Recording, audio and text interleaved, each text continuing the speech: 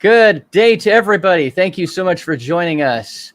I'm your host, Odonato. We have special guests, Nick Caliani, Tartan Madman, Chris Cruzy, Steve, and Matt from Cosmic Force here with us today. Welcome, gentlemen. Thank you so much for joining. I really appreciate your time.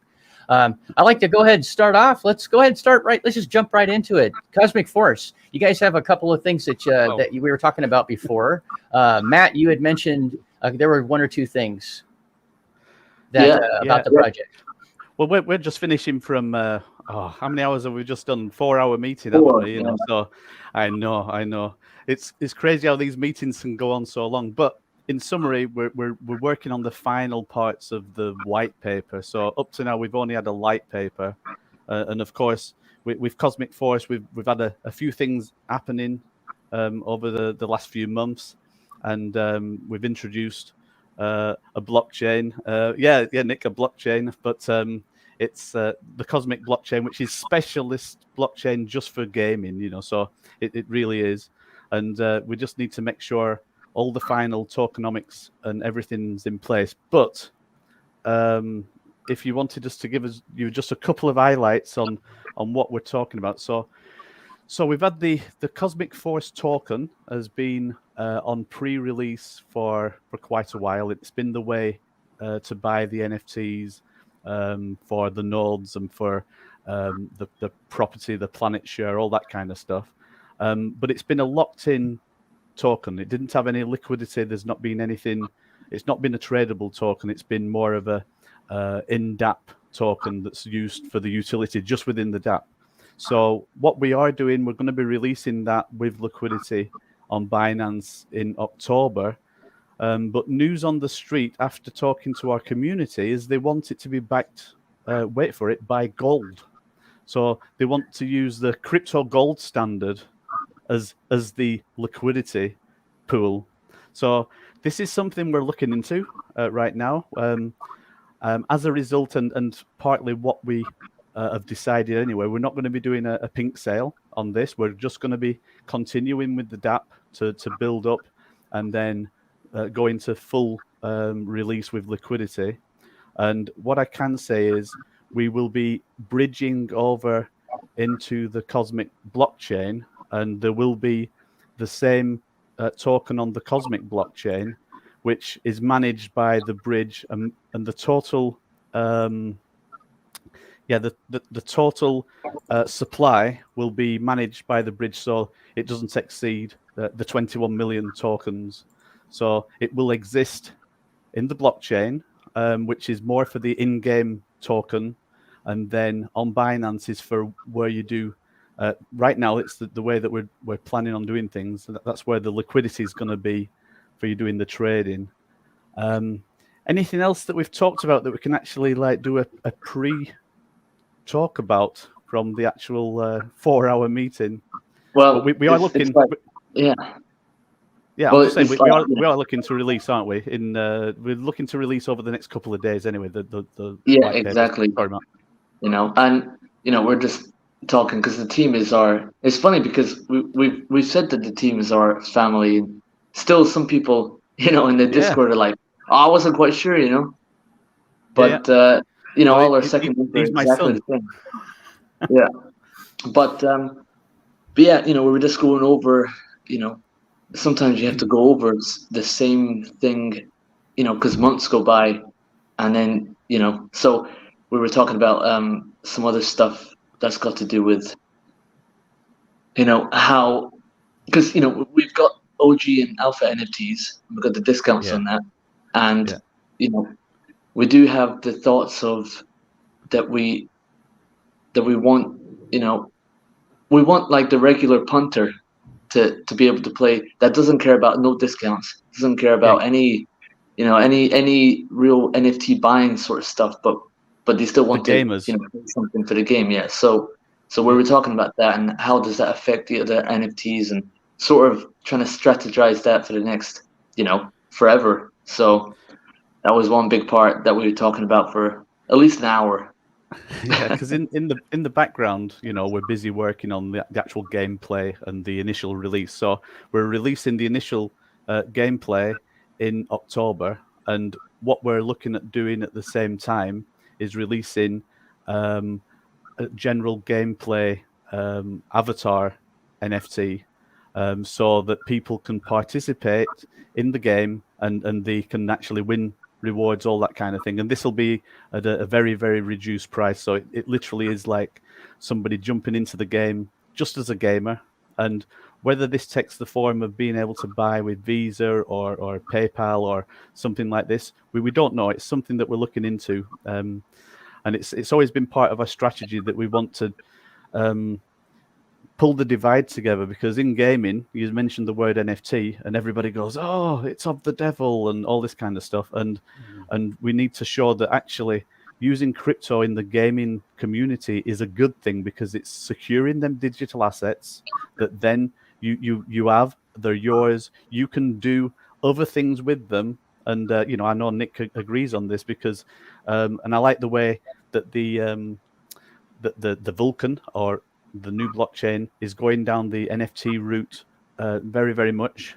And it's all about securing them intellectual rights for people, whether they've bought something off the shelf or whatever. So it's something we want to do, is open the market up on that front. And then the final thing that we've been talking about is the Cosmic Coin, which will be the native coin part of the blockchain. And we're looking at doing something special with this on the pre-release, which will be, again, at the end of October. I think we want to get CFX, the Cosmic Force token, out of the way. And we're looking at the way that actually works. And part of the mechanism that we've got in place is that the people that are actual game players, we don't want them to be buying the Cosmic Coin to then have to pay gas fees also in Binance and then also in the blockchain. So we're working a mechanism out that the actual game treasury itself will be buying the Cosmic Coin, and it will be paying for all the gas fees within the Cosmic game. But this is something that other developers, when they develop on the blockchain, they'll work out their own mechanism on doing that. So I think that's it. That's a few of the highlights, but it's all going to be featured in the white paper. And I think anything else that we mentioned now, we may overstep the line on what we can mention just now, because we're just changing a couple of things to make more sense. We're trying to not have it too complicated, but at the same time, it's got to be fairly complicated and comprehensive to do what it needs to do. Yeah, and also we said like 1,000 million words over the past few hours, so what's correct? We'll so what could come out of we could say anything at this point. No, it's not too bad, but we'll stay as long as we can, and But I'd love to join in other conversations as well, But we're busy on Cosmic Force as always, and there'll be more updates soon. So thanks for the opportunity for us to just say a little bit on what's coming next. Absolutely. And is the white paper you have touched on? You're looking to drop that, I believe I saw in your Discord sometime later this week. Is what you're shooting for? Yeah. I mean, what I've got to say is 100%. It's got to be this week, because it was going to be the end of last week, and then we found there's more detail that we need to go into. It would have been good to have actually dropped it today, but we've got some last minute sort of changes just to add and change. So I think let's aim for Thursday. Thursday sounds like the good day for the drop. It's funny because I guess we technically did drop it today. Leave it another time. Yeah. Well, I like how you're. Oh, go ahead. No, I was gonna say more about the because I went to a crypto event, here in Bali last Thursday and Friday. I mentioned people in the Discord that I was going to try and promote Cosmic Force there. There's a lot of different Asian countries represented there, So I was asking them. I was filming people for interviews for Crypto Gold Rush, but I was also talking about Cosmic Force and just gaming and the latest developments of what's going on lately, because because we're all part of it, and it's interesting to film people about technical details. I mean, I'm not like that technical, but compared to the average person, you're looking at this stuff every single day. So, and it was cool, it was cool to see what's going on here, and it was cool to see what they can and cannot say.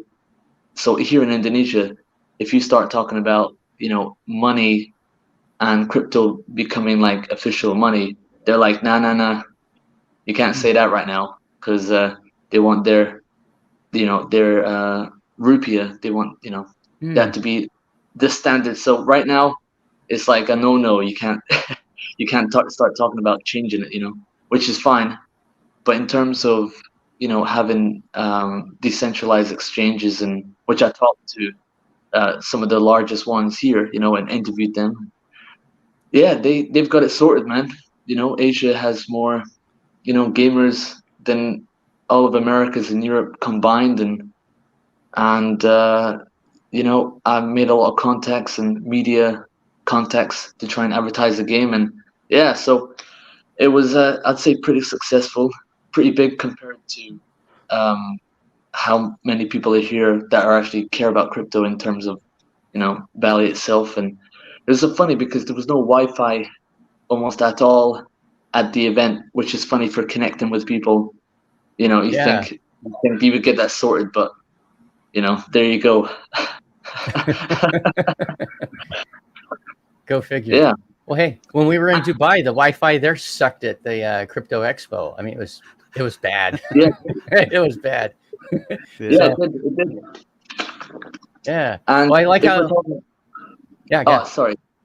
If we're talking, I actually met people that me and my dad met. We met people that were at the Bitcoin conference in Miami. Yeah. We met people that were from there too, and we're talking about another YouTube channel, which I don't know if I can bother say or not say, but anyway, I was like, yeah, I thought they were scammers, and then they were talking to me. They talked to them and found out they are scammers for real now, and it was like, it was funny, It's a good job you don't mention them then.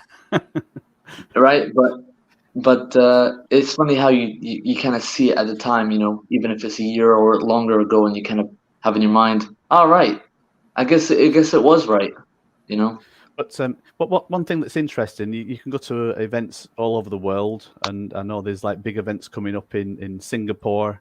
Is a big Bitcoin event, and you bump into like people that you've seen before in events in Miami, or like you say in Dubai or in London, and so relatively speaking, the community, the crypto community is still a small community when you think about it, compared with the population of the world. So right now we're all we're at the tip of the iceberg. We're still at the beginning, and that's one thing I always like to remind myself, is that we're here in this opportune time to make a difference. And what we want to do, and I know what you guys want to do, is we want to make a difference in the crypto world in a positive way, and that's what we want to do. And we want to put the good into crypto, because crypto is good, and it can be used for good, and also it can be used for bad, so but it's interesting. It's a small world. It's a small world in crypto. It is. So I've got a question. Is Nick a gamer at all? Do you like to pew once in a while, or any kind of games, Nick? No, I used to work on writing games, but no, I'm not much of a gamer. Oh wow! So you did? You did some coding back in the day? Yeah. Even now, I've been working with a GDevelop kit to augment it with NFTs essentially. So GDevelop is a really nice SDK that makes it possible to create browser games very quickly and rapidly. So. Very cool. Well, I was just going to say, because if you do like to game, you probably kick my butt. So no chance. I would suck at it. I'm really good at dying really fast. Usually in first-person shooters, the ones that I ever dared to get into, I'd spawn somewhere and then dead, just like that. I mean, seriously, like 2 seconds, dead. I'm still looking forward to it. I always like some of Nick's backdrops, because sometimes you can see superheroes there and that, So even if he doesn't actively game, he's in that realm. His mind is in there somewhere, So I reckon he could come up with some good game ideas. Yeah. Hey, we have a question from Rickness. It's been up here, and I wanted to ask you guys real quick. They're asking, do we have a general idea what minimum specs my PC will need to run the game?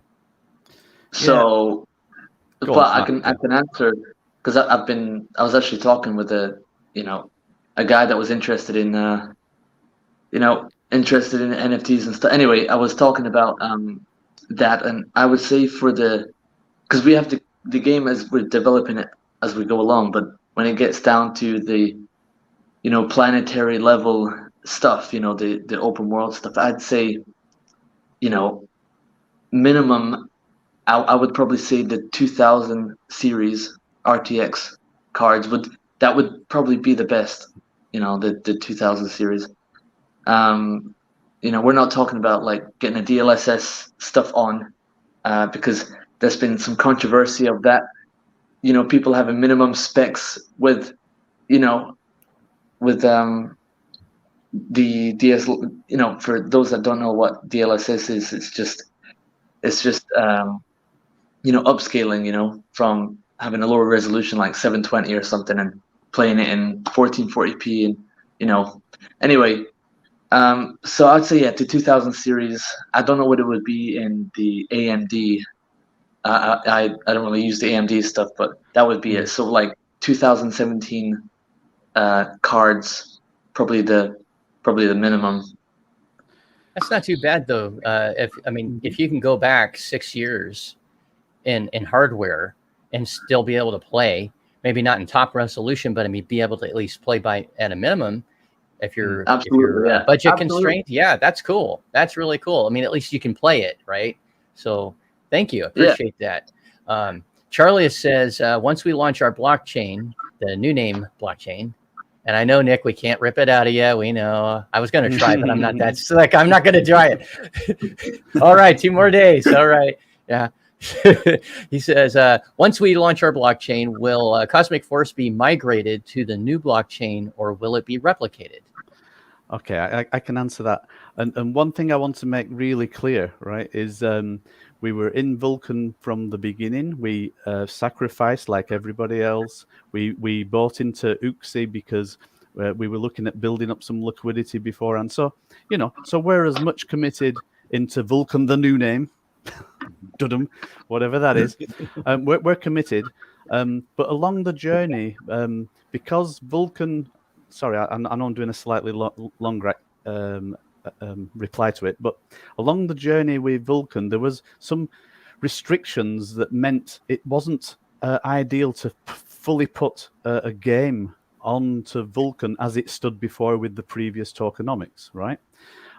So we were already looking at the possibility of becoming a multi-chain solution, and this is why now we have the Cosmic blockchain, which is purely to do with the game blockchain, what it needs to save game wise, right? So the short answer now is 100% yes. We still want to do something, and I shouldn't even say the word still. We 100% want to do something with the new blockchain as it comes out, especially because it's a creative space as well.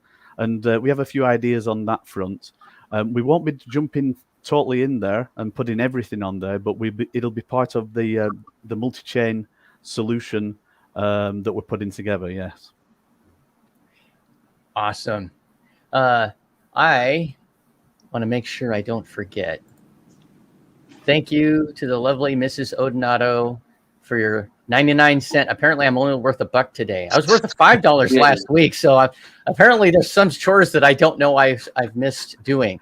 But I'm not totally in the doghouse because I got $1. Wow.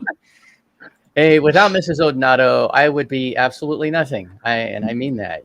I've just, and and I'm saying that on top of the fact that I just took on a second job, and one that I want to. It's more of a labor of love because I did announce last week, I think, but just in case you haven't heard, I was actually courted by a brand new Ninja Gym owner, and he's been after me for about 3 months trying to get me to head up his new Ninja Gym. And I finally gave in, and it's mostly, I'm going to be the program director for a brand new Ninja Gym here in the Seattle area. And we're looking to open in a couple weeks. So right now we're scrambling. That's why I haven't been able to be on any of the other guys' lives in the afternoon because I'm actually doing 2 jobs at the same time. But it's good. It's mostly administrative. I run the place, so I do schedules and curriculum and stuff. But I'm also going to be a coach. So I'm looking forward to that. I haven't coached for a long time. I used to coach karate and I coached gymnastics. And there's been a hole in my life, and now this is going to fill it. So anyway. So I know it's a crazy question. Yeah, a crazy question, right? Is there a move that we could all do with our arms now, just like on screen? Because I used to do jiu-jitsu when I was little. All right, okay, let's have a go. Yeah. Well, they're not joining. There we go. Everybody, here we go. Come on, Chris. Everybody, let's do it. There you go. Yeah, that could be a block. That could be the beginning of a, and. Nice. Yeah, I won't go into it. Nobody wants to talk about martial arts except for myself and Crypto Terry. So, well, and you, you said that you did jiu-jitsu. So yeah, there we go. It's a couple of us. I did Muay Thai and jiu-jitsu. Yeah. All of them are great. It doesn't matter, in my opinion, with the years of experience I have. It doesn't matter what martial art that you do, if you like it, it's the teacher. It's always about who your leader is. I took Taekwondo, and when I took Taekwondo, the place that I went to, which is not to say that they're all the same, because there's bad ones and good ones everywhere, right?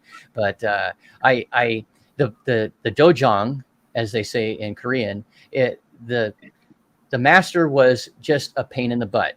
He put me in my first day, never having done it. He put me into the ring with somebody that was a black belt, and she just beat the heck out of me. And she wasn't going easy on me, even though I was a brand new, never been through the door before. And I'm like, what? And then I went to other places and I settled on this karate dojo where the instructor was amazing and it changed my life. So yeah, martial arts are great. You never forget it. But anyway, so, and I wanted to mention something earlier. I like Steve and Matt, where you guys are coming from with the NFTs and how you align with Nick's vision on the NFTs. I honestly have not been an NFT kind of guy for the longest freaking time. It took everything in the world and help from Greek to be able to get my full node NFTs and my light node backers. So yeah, validators and backers into the right wallets and all that kind of stuff. I had no clue what I was doing. So I've become more comfortable. Yeah. I admit something. This week I actually bought 3 NFTs, right, from Fowler. So I have 3 F3 warriors, so I got an F3 warrior too, and I plan on getting more. Because those I like cool. what he's doing. Mm-hmm. Absolutely. And the amount of work that he's putting into what he's doing there, and that, I mean, I couldn't get a commander, it's like and I think it was like 2:00 in the morning my time when all the auctions were happening, or the raffle for the commanders. And I think Chris might have got one, so but did you manage to get a commander? No? Oh no. They were very hard to get. That guy up at the top up there did. Mr. Tyson, you got a look on your face. I can see it. Look at that. He's a commander. Back-eating grin he's got up there. He's just smiling. Haha, suckers. Yeah. Yeah. We like what's happening out there. Sorry. Yeah, no, I was just going to say that when Fowler was having his, what was it, on Friday or Thursday last week, he was having that raffle. And I was getting ready to get it. I had my laptop in my work truck, and I was getting all set up and everything. I was logged in online. And then one of my bus drivers got clipped by a box truck driving by, so I had to go do an emergency. Yeah. Well, I had to do an accident investigation. Hopefully everybody was okay, but I wasn't too upset about the fact that I had a better shot now that you weren't in it. So. But I still lost. I don't know. I call foul. I think Tart Madman found somebody in the Seattle area. It's like, hey, I'll give you $50 to hit that bus. Yeah, take him out. Take him out. So see, I've gone from not understanding NFTs to, damn it, I didn't get my chance to possibly get some. So yeah, Nick stopped by that night too. He hung out for a little bit. I missed it. Nice. It was fun. It was fun. He was Right on. he was out with his family and made time, jumped on, and said good luck to Fowler and watched a few pieces of it and everything like that. And then he had to jump back with his family, but it was pretty cool that he got on there. Yeah. Okay. This is what it's all about. Sidestep. Has anybody watched Ahsoka yet? The new Star Wars Disney Plus Ahsoka. First two episodes. I did wonder what you was gonna say. Has anybody watched? Right, Ahsoka. I've watched it. The first two episodes. What do you think? I think it's absolutely be fantastic. Right, it's absolutely it's wonderful. I do like it. It works on so many different levels because it's something they've worked hard on. I can tell they're not just throwing. Let's just try and get a few more books out of Star Wars. It's a good part of the storyline that most people, I think, don't know about. I used to read heavily. I was involved in Star Wars books in the 90s and the 2000s. And I read just dozens and dozens and dozens of canon books. And in that show, if you haven't watched it, but you like Star Wars, you're missing out. Make sure you watch it because they talk about Grand Admiral Thrawn. And in 1990, I believe it was, Timothy Zahn, amazing author. Yeah, we hope Nick is a very nice, juicy name reveal. Not going to happen. He already told us 2 more days. But yeah, they talk about Grand Admiral Thrawn, and that's something in the Heir to the Empire 3-book series that Timothy Zahn put out in 1990. That's just an amazing read, and it fills in all the holes because he is one of the most evil guys the Empire ever had. So there you go. There you go. Yeah.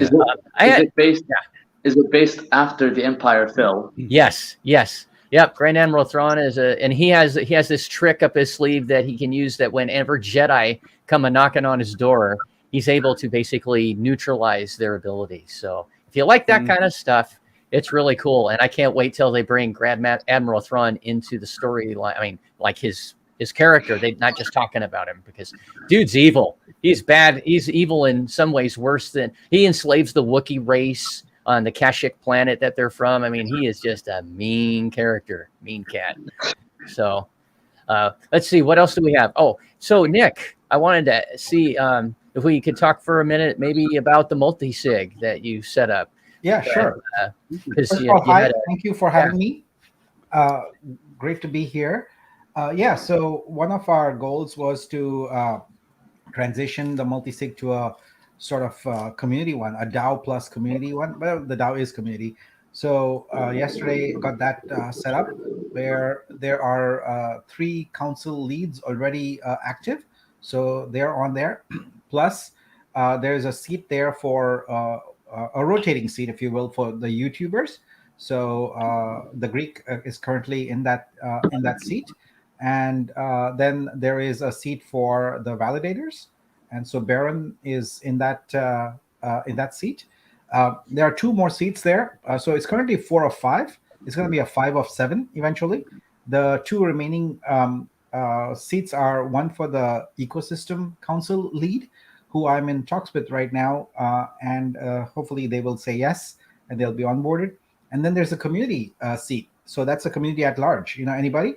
And the way I want to go about filling that community seat is I want to use it to exercise our DAO governance tool, whatever we end up with. So that's being formulated right now. I thought it would be kind of cool to have our first vote be who gets that community seat on the multi-sig, right? So at that point, what we'll have is essentially 4 council members and 3 sort of rotating seats on there. So I feel that will be a good representation of the community and also bring about what I'm striving for, which is transparency. So we'll have a 5 of 7 at that point. And so all major expenses will be visible, transparent, and subject to someone in the community saying, no, I don't want to do that. Mm-hmm. Yeah. Well, that's cool. I really like the direction that you have taken this multi-sig wallet with the rotating seats to give other folks a chance to be able to get in there. I think that's really admirable. I mean, Thanks. most places, I can't think of other projects that I've at least been involved with or looked at getting involved with in crypto that even consider something like that. They want to have tight control, and they don't believe in the DAO. Or if they say it's a DAO, but it really doesn't tend to be, or, I really like where you're going with this, Nick. Yeah, I do. DAOs are not easy. DAOs are very difficult. In theory, they're very easy. So I think part of what you have to do is sort of split it, where you have DAO-like behavior where it's feasible and practical, and then more traditional sort of behavior in order to keep things moving along. Because if you subject everything to like DAO votes and all that, you're not going to make any progress. So what you do is you work on you have community give feedback and vote on larger strategic kind of directional issues, etc., and then have financial controls through the multi-sig on the smaller issues. And I think that's a good balance right there. I agree. Yeah, if you put everything to a vote, I can't imagine anything would ever get done. So the important stuff, yes, of course, but we don't need to be involved in all the minutia and all that other stuff. No way. At least I agree with that myself personally. I don't know if anybody else out there has any thoughts on that, but I think that's a really efficient way to run this machine. Yeah. Absolutely. And if anybody has any questions for either the Cosmic Force gents or for Nick or for anybody, please go ahead and throw them in the comments. We'd love to hear from you. It doesn't have to be about anything in particular, really. I mean, we can talk about anything on here. We tend to talk about crypto. I have a question for you. Yeah. You're creating sort of a rift in the universe by conflating Star Wars and Star Trek on your backdrop there. What's that all about? I know it kills me every time I see it because I love Star Trek, not Star Wars, and I'm like, what? Well, it has Star in it. I don't know. I love both, as you can tell, right? And I even messed around with a few pictures. Recently, I got myself a new costume, a Jedi costume, and so upper left corner, you can see that I sort of played around with some lightsaber stuff. It's not very good quality, but I like that it. Is you. And that's you. And that's me. I didn't frame it well, so it doesn't quite show me very, very well. But I grew up with both. I mean, I was born in '69, so I saw Star Wars when it was in the theaters, when it first came out. And I didn't get to see it my second time until, 82 or 81, right when VHS came out. You could actually rent a movie. That was the second time I got to see it. So I lost my freaking mind. And then, Star Trek, the original TV series, was off the air and in reruns by the time, I was like 2-3 years old, that kind of thing. And, I grew up with all of it. So I got to have both. It's not East Coast, West Coast kind of thing. But, both have had their bums and both have had their successes, right? I'm a huge Voyager fan when it comes to the TV shows. And I know that not everybody is, but my oldest kids were at the right age when that came out. And they've watched it all the way through, like I have multiple times. And yeah, I was a Deep Space Nine fan, like the first season for a little bit, and then I was like, okay, this whole thing with the prophets, I can't deal with it. And then I skipped it for a couple of years until the Dominion Wars started happening, and then I was like, all right, we got some bang going on, and it finished off pretty good. But I don't know, that's my thing. Not a Star Wars fan, Nick, or just bringing up. I like both franchises. I like TNG the most. I think of all of them, just because that's the one I was most deeply into. And honestly, one of the funny thing is, I was in Vegas once for a conference, and they have these they call them Ignite sessions, where you have like 20 slides that advance every 5 seconds, and you have to do a presentation. So I did mine on the user experience, the UX of Star Trek, and that continues to remain one of my most popular videos ever. And it's on YouTube, and I basically talked about how there's some good parts and bad parts to the user experiences in Star Trek, and I like it. It's cool. Yeah, I did it in full costume, by the way. So, oh, nice. I love it. Yeah. So Trekkie, awesome. Oh, yeah. I'm a somewhat Trekkie myself, but I've never been able to go to one of the, the cons, Star Trek con or any of that stuff. I don't know if I could handle it or not. I love the franchises. We as a family, we went to the photography show. I think that was what it was called, National Photography Show in Birmingham. Yeah. Yeah, and there was one year that they had Comic-Con in the next building. So we were like, we go this filming stuff about cameras, and all of a sudden we see Darth Vader with all the stormtroopers walking through like a massive parade. It's like, wow, About we didn't pay 30 any of money them. for that. It was Didn't pay quite any money actually. to see all that. Yeah, you see them though, right? You see that, Darth Vader and 30 stormtroopers compiling in, right? It's freaking scary. I tell you, you imagine that. It's like, whoa. Mm-hmm. Well, it was great. And we didn't even expect it, Didn't even expect it either. And we just had like massive parade come in. All right, then. I guess we're not that nerdy then. No, we loved it. I also wanted to mention, back to Nick's pin message from a few days ago, or I think it was yesterday. You had mentioned, Nick, about the Discord being completely reorganized. I'd like to touch on that because I know folks in the audience, maybe some folks haven't been up to date, but that you said that it's going to be completely reorganized to cater to 3 core audiences, /use cases, and become more professional and welcoming to broader audiences. And I'm just going to stop with the 3 bullet points and maybe ask if you had anything you wanted to mention or touch on. It's going to be broken into, or it's going to be, we're going to have stakeholders /investors, creators, and DAO business is what our 3 core audiences. Did you have any additional thoughts on that, maybe, that you wanted to expand on? I think it's pretty obvious that, it's a free-for-all there right now. And when you have a free-for-all, basically the people who have the most time on their hands and they are able to post. So we'll get that under control. But in terms of the stakeholders, I wanted to make sure that the suggestion has been going around, and it's almost in the department of it's so obvious. So we want to token gate and account gate that. So there'll be channels there where if you participated in a prior sacrifice or whatever, then your account is in the database, and so we can match you up there. And then moving forward, if you're holding a certain NFT, then that would be token gating. We would have that also. But just really want to make sure that there's always going to be an open channel where people can say what they want to. But I don't think that should be the front door. That shouldn't be the welcoming committee.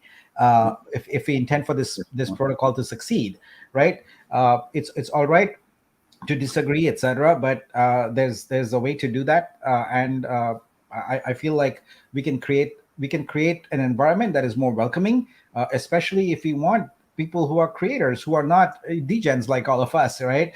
I mean, they speak our language, etc. We have to do that for our own success. So it's not about anything else other than our own success. So I want to create that. So working on the structure and all of that right now, and then as soon as all of that is finalized, the team will execute on it, and we'll get that going.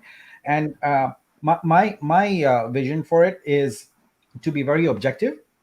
So working also on a Discord sort of policy and guidelines document, where if someone is banned or timed out or whatever, it's always pointing back to, section 2.1.8 or whatever, you violated that. So it's very objective. There's no subjectivity. I also feel like for this particular scenario, it's highly polarized and there's too much emotion in it. I want to remove that out of it. And the way I think it should be done is that essentially the administration of the Discord is done by professionals who are paid for it. That's their job. They're accountable for it. But the engagement comes from the community. So there's ample room for volunteers in the community to provide engagement, to answer questions, etc. And I think that's it. So then you don't get into this scenario of power trips and this and that, etc. There's paid professionals. They are accountable. They have to do the job a certain way. We don't have to think about that. But then there's community volunteers who are contributing, and we'll have like ambassadors and MVPs and all those kind of things. We'll have tokens around that, and have reward programs, etc. So people in the community who want to contribute can do so, and it doesn't become about essentially suppressing speech or anything like that. It let the profile. So that's basically it's not rocket science.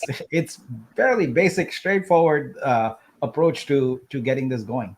Yeah. Yeah, I like that. Thank you. And I pretty much think that you did actually answer this. This is a good question from AA because asking if there will be main chat will be made to only investors able to post, but you just covered that. Where if you have, if you've invested, we'll you can verify, and we'll have different rooms for.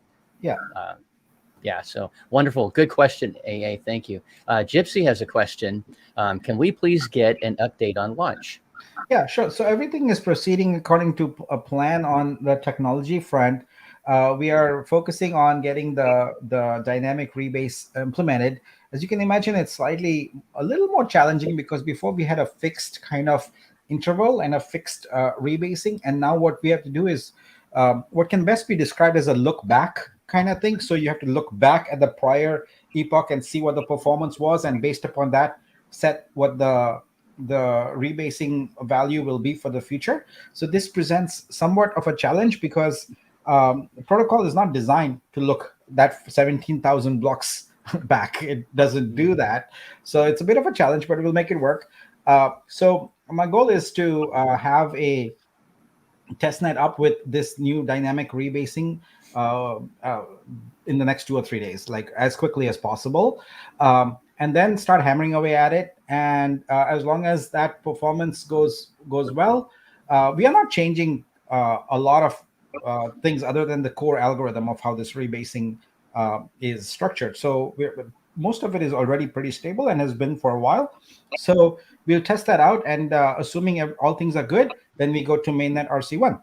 And the goal there with mainnet RC1 is to have it up, but only with a few validators, so we can test it out again as a mainnet. And then as our confidence improves in that, we go through RC2, RC3, and each time we bolt on a few more applications on it. So that's it's basically, as the roadmap says, we lost a little bit of time because of the whole brouhaha around the multi-sig and the payment and all that kind of stuff, but that's been resolved now, so we are moving forward expediently. And yeah, I mean, we have so many balls up in the air right now, but it'll settle down, right? Like getting started and getting an organization in place where before it was very much sort of loose. I'm trying to bring more structure into it, and also at the same time make it more transparent and open, right? So the protocols for when we have meetings, who will record them, who will write the minutes,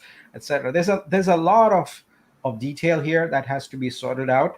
And turns out that I'm human, and there's only 30 hours in a day. So I gotta work with those constraints. So time traveler. Yeah, no kidding. Well, and maybe I can ask you a question kind of on that what you had just mentioned, Nick, towards the end about the validators. There onboarding, like just a couple for RC1, which makes sense to me. But some folks, maybe I've noticed in some of the chat that some folks are asking, why can't we all be onboarded? Because they're anxious. I mean, we're all anxious, of course, yeah. But you have everything well in hand. Would you be able to touch on maybe why it is that we only want a couple, and is it even possible if we wanted to? I mean, if Nick says, hey, we can put all the validators on, is it even possible to do? Well, that increases the risk for us, because then we can't do this release candidate based approach. Then we have to wait until we go straight up to mainnet. And the reason for that is that the gradual approach allows us that if we find something terribly wrong, to fix the software and not require a fork. But if we have like hundreds of validators out there and we find some serious issue, then we have no choice but to fork it, and no one wants to do that. That is just a complete pain. So I prefer to go the release candidate approach, where we gradually go up to and remove the moniker after we have a certain confidence threshold on there.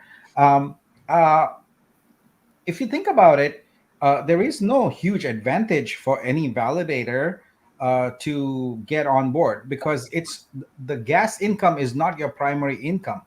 Your income is going to come from incentive pools, etc., which I know I owe the community one more pass on that, because I've gathered feedback, and I will come back with that. So there should, like, the only reason people would want to get their validators up is because they're anxious to spend money. That would be my only, like, because there isn't, they're not deriving any more income from being online sooner. So I feel like if we do it in a graduated way, it's better for the overall community because it lowers the risk. I like how you said that there. Thank you very much, Nick. Yeah, it helps keeps us safer, and it isn't going to really make that much of a difference, like you said. Really won't at all, because we're not getting most of it from the gas. Yeah. So thank you, because I have 2 validators and 5 backers, and I'm anxious like everybody. When we all are. I think that goes without saying in the community, but I am. I'm okay with being patient while this is done the right way. I'd rather have one piece of something, one little piece of something, than a whole piece of nothing. So Yeah. I'm good with it.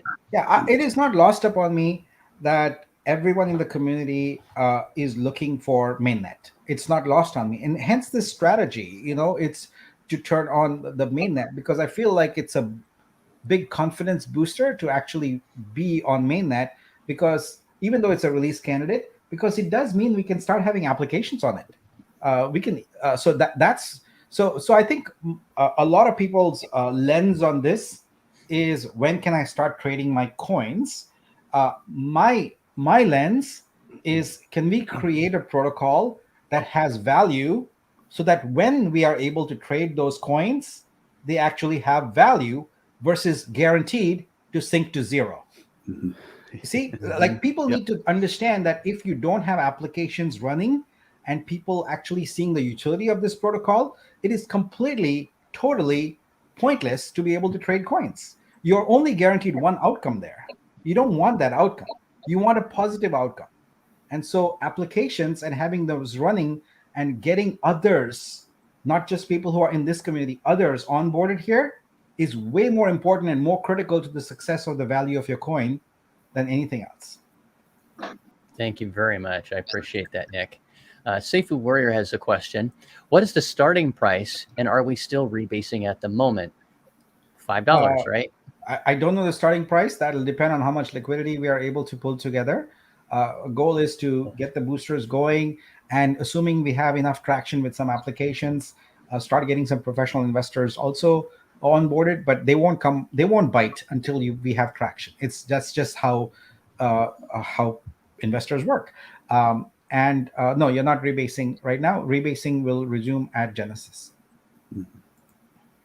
And Gypsy follows up with, then may I ask, what is the projected launch date for mainnet?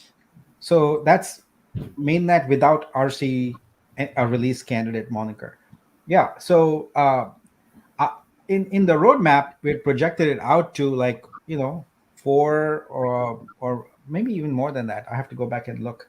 I would say a couple months after RC1, we would get there. It really depends on how much and how quickly we are able to raise capital, because we can't get to mainnet without enough liquidity. Like, understand that we are in a situation, in a unique situation right now, and we have to get out of this. I would focus on the release candidates, because that's where we are building and growing, and hopefully that incentivizes more people to invest more, and that raises our liquidity, and therefore our liquidity available capital, and therefore we can go to market sooner. Right on. And thank you, AA. Appreciate the nice comment. Thank you, Odinato and Chris Cruci Live. You're great guys in the community, and we're lucky to have you both. Also, shout out to Cosmic Force and Tart Madman. Absolutely. Thank you so much for your nice comment. Did that come from the Drinking Society, AA? You know, in the UK, AA means something different, when you break down on the road. Yeah. And the AA comes along to help you. So I just want to yeah. bring up the Seifu Warrior. I think he answered this, but I just want to make sure. Yeah, I think so. Is that what you were the answer was that good enough, just let us know, and then I'll watch the comments. Yeah. He just answered that. Yeah. Thank you. The Y channel says, when would we be able to trade our coins? So we'll be able to trade our coins when we have enough liquidity for the DEX, and we enable the DEX, and also we have enough liquidity to be able to get centralized exchanges to list us. So those are, so whichever one happens first, that would be your earliest point at which you could trade coins. Right on. Gus has a question. Asks, when will validators receive info as far as what the requirements are prior to jump in? So I'm guessing that means like for virtual machines, for what we need to do for hosting. I'm assuming we would have something like that. Yeah, so it's even better than that. In the strategy council of the DAO, there is a team called validators, which will have a team lead who is one of the validators. And through that team, we'll organize all the validators, make sure that there's their communication needs are addressed, etc. So instead of being ad hoc, we are going to formalize it. So this validators team is responsible for making sure the validators' concerns are addressed. They have the information they need, have the schedule they need for onboarding, etc. If there's any maintenance, or etc. So that's the purpose of having a formal team whose sole purpose is to focus on the validators. Right on. Thank you, Gus, for that great question. Dadbod Veteran says, thanks for bringing professional back to this project. Yes, absolutely, 150% agreed. We're lucky to have Nick at the helm with all the dedication. I can't believe there's only 30 hours in the day, Nick. I mean, come on. What are you new? Man, grab another gear, son. No, we're very, very lucky to have you on board, lead and captaining this ship. Nameless says that, Nick, so how are you choosing which two nodes get onboarded first? Shouldn't it be random to avoid conflict of interest? I don't know the answer to that question. I'm going to appoint someone who you say should be the team lead for the validators, and let them work with all the validators and figure this out. It's not my call. It's the validators themselves should organize and manage this. Oh, can I just say something can I just say something about this, right? Because I used to work in payments, and we made chip and pin payment machines for buses and trains, all that kind of stuff. But when we were ever rolling out a new network of buses that all had the chip and pin payment system, you would roll out 2 buses first, right? So maybe you got like 300 buses, but you'd only roll out 2 buses, and you'd have that running for a week or 2 weeks, and make sure there's no problems, and then you go for it. So I'll just backing up what you said. Yeah. Kind of like a soft opening versus the grand opening. Yeah. That sounds about right. Ease into it. So if there's a problem, you don't have to do it with 500. You do it with 2 or 10 or 50. So, yeah. With our Ninja Gym that we're getting ready to we're doing a soft opening in a couple of weeks. Yeah. And there you go. Yeah. That's it. So, yeah, we're all dying to get this thing going. We all know that, and so it's as you can tell if you've listened to Nick talk, not just today, but all the other times he gets up here. Nothing's lost on him. Nick understands where we're all coming from, but there's better ways to do this and not so better ways to do this. And I, for one, really like Nick's vision, and the level of detail is unreal. I have to sometimes when you talk, I have to watch it again just to make sure I didn't miss anything, because I'm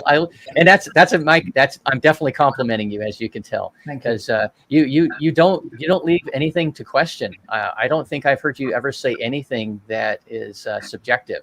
You're very to the point, and you address things head on, and I love that about you. That's the developer in me. Like, you gotta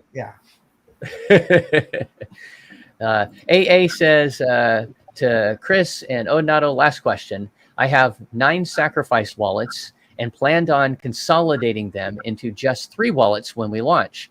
Is it fine to have multiple OG NFTs in one wallet?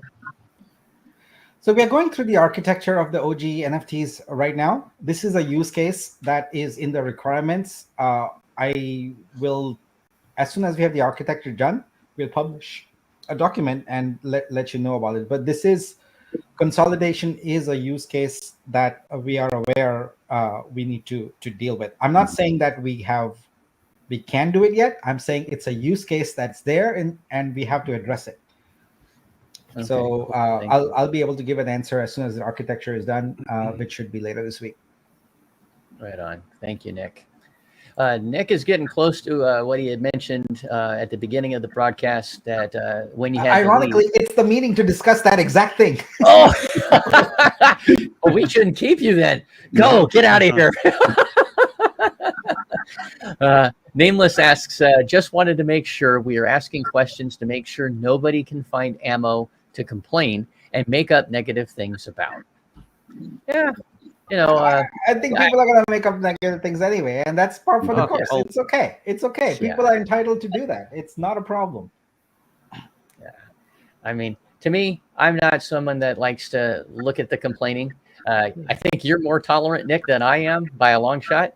I mean, I deal with it. I deal with a lot of negativity in my job. It's just part of the deal, and you have to be professional and stuff. But I have to say, sometimes I'm like, please, people stop doing some of the stuff they're doing in the Discord. But it is what it is, and there's no way to, people are going to do what they're going to do. All of this goes away. All of that goes away once we start showing results. When people see results, etc., then all that goes away. Like right now, people have nothing else to occupy their conversation with, right? And so I think it's human nature. I am like you said, more tolerant of all types of feedback, because as a leader you have to be that situation. You have to be willing to take the compliments and the brickbats. You have to. It's the delivery that's important, though. I wish people would be more in tune with how to deliver their critical remarks so they are received. One other thing is, people write long posts, like sometimes 2 pages long, etc. I am sorry, but I have no time to read those. So generally, I'll answer those ones, which are like 1 or 2 sentences, where it's quite clear what the question is and what it is. But if there's a long, that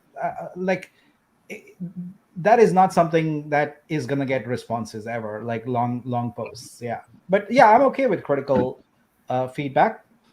It's everyone's prerogative to do that. So not a problem. Right on. Senior Rojo says, I'm happy our community is coming along, healing and progressing in a more healthy way than before. Let's freaking go. Yep. Absolutely, Rojo. I love it. Thank you. And all the best to your daughter and her continuing recovery. I hope she's doing well. Yeah, I see a comment there that I'd like to answer from CryptoFit in UK. Yeah, absolutely. This one right here. Yeah. So that the testing that was previously done, is that still relevant? Yeah, exactly. Because see, what we are changing is we are changing the algorithm for the rebasing.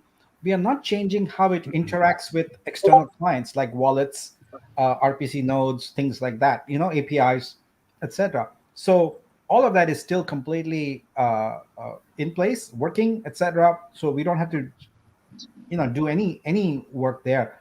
What we are doing is simply saying that instead of looking up from a table and saying, okay, it's epoch X, what's the value, right? What we have to do is a computational exercise each epoch, each day, and say, let's count how many transactions there were in the previous 17,000 blocks. Did those transactions meet or did not meet the required threshold? Based upon that, what should be the rebase value be? So you can see we went from look up to do X, Y, Z, and all of that. Each 17,000 blocks, but also that was every 15 minutes. So not how many blocks was it? 180 blocks or something, and now it's 17,000. So that's basically the computational change that's there. So I'm confident that it doesn't impact the main testing that was done. Thank you, Nick. Sky High. This is kind of lending to what we were talking about a minute ago. And I'm targeting September 1 for this. So thank you. Appreciate that answer. Yeah, I mean, I'm, a lot of us are like, we've kind of had it with some of the, crap that's going on. But I know that you've been working on it, and you can't tell us every little thing, that you're doing. You're like, I'm grabbing another gear and I'm just taking care of stuff, and I'll let you know when I can. So that's the way I take your leadership role, and you're doing what you need to do, and I appreciate that. And I know I myself and some others have said, hey, we know that Nick's working on it, but you can only juggle so many plates, so many balls up in the air at the same time. So Yeah, thank this you. information sharing is going to be a lot easier because I'm getting the team in place now. We're going to have a protocol in place, and all these meetings are going to start becoming public. So then you don't have to wait for me to tell you. Just show up at a meeting that you're interested in and listen in. That's kind of where we're going to. But in order to even do that, there needs to be rules. There need to be structure. Where do you go? How do you go? All of that. So we are figuring all of that out. There's a bunch of things happening at once. I feel like by this time next month, it'll be a whole new world, a completely different world. So what you're saying is we don't have to do like the Double Fox X-ray super secret handshake. We can just show up at the meeting and or you can read the meetings. I'm presuming not everyone has the time to sit through 1-2 hour meeting videos. You skim the minutes, and see, and then if you find something interesting, then you go and watch the video. That's cool. I like that. Giving us choices. I know I sometimes, when I can't join a live and I'm doing something while I'm at work, I might listen to it, and I treat it like a talk show, on radio, and I'll be driving along, but I'll have it minimized and just listening to what's going on. So I like that option too. That's pretty cool. I know you have to get going. I gotta get to this meeting so we can actually move this blockchain forward. So yeah. Well, I really appreciate your time, Nick. Thank you so much for being here. Thank you for having me, and thanks. I see a bunch of questions that I would love to answer, but perhaps you can hop on an AMA tomorrow or something like that and answer more questions. Well, I mean, awesome. I don't know what your schedule's like, but Mellifella Crypto is live at 8 p.m. Eastern tonight, and he's pretty chill, and it's kind of a relaxing time. So if you feel like there's more questions or whatever, I mean, I'm sure he would love to have you on. Okay. Yeah, he's awesome. If I'm available, I'll have to look. Then yeah. The thing is, because of time zones, the evenings, etc., are a lot of meetings in like the GST time zone, the Australia time zone, etc. And then most of the mornings I do US meetings. So yeah, it's and that's just their schedules. Nick, if you got anything that you think is important that we need to come up with, any one of us could just turn it on and just go. Awesome. So if you have a schedule situation, that we will move our schedule to get you out there so that people can be informed. Yeah, what I'm going to do is I'm going to block out times in my calendar for streams and basically let anyone pick from that, and I'm there at that time on there. So I was organizing my calendars for that purpose. I'll get that done today or tomorrow, and then we can have slots that work for me, and then you pick one that works for you, and we can do it together. Awesome. That is much appreciated. Thank you, Nick, so much. All right. Thank you very much, folks. Have a great day. Bye. Thank you, Nick. Bye-bye. Well, that was really great being able to have Nick on for a little bit. And so Odie, I'm gonna star this question, but I think that might hold on. I think it might be make sure that Matt and Steve. Oh, there's something happening. Chris is doing something special. Scroll up a little bit and read that comment. I don't know if you guys want to talk about it or what. Oh, yeah. I saw the comment. Right. So the question was, are we uncomfortable that BL bought some nodes on the Cosmic Force project? Right. And so what I'm going to answer that with is that no, we're not uncomfortable. It's at all. And part of the reason why is he did invest into. When I say invest, he actually bought an OG NFT, and he bought some Cosmic Force token, and he did that quite a while ago.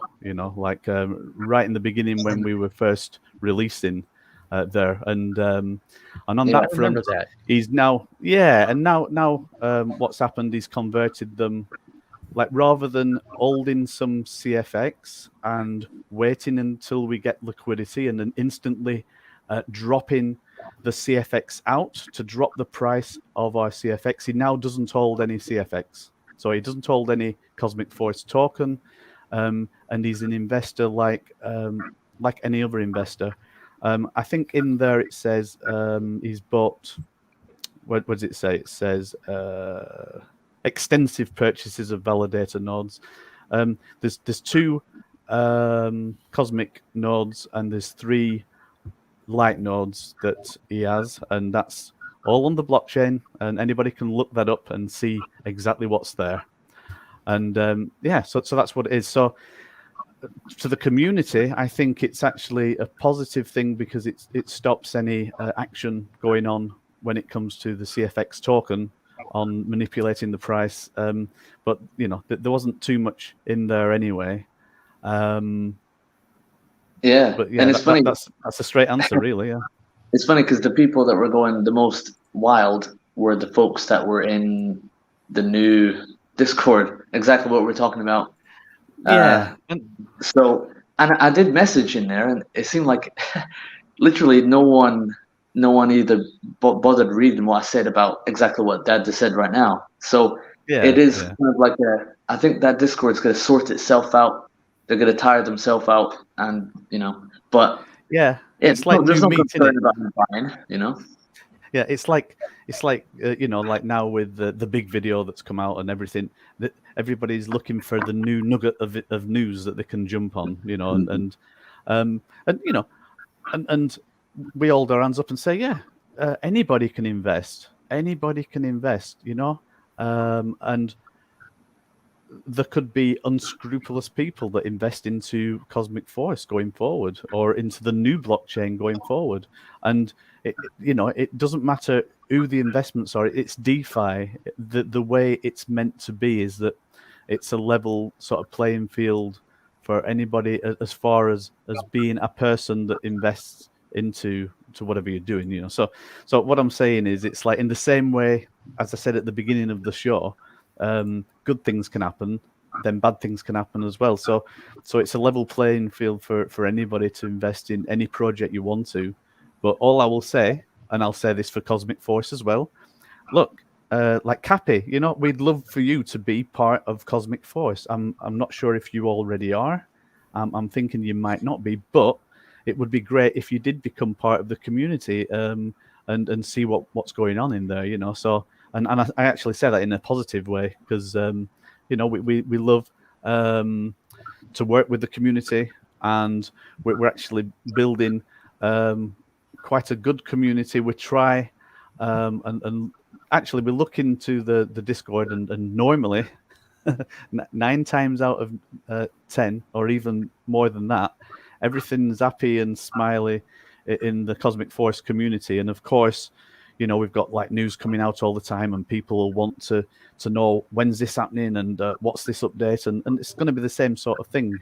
But we try and install a good community. We have some great mods on our team, and we're building a product. So what we're building, it's more than a protocol. It's actually a product that we're creating as well.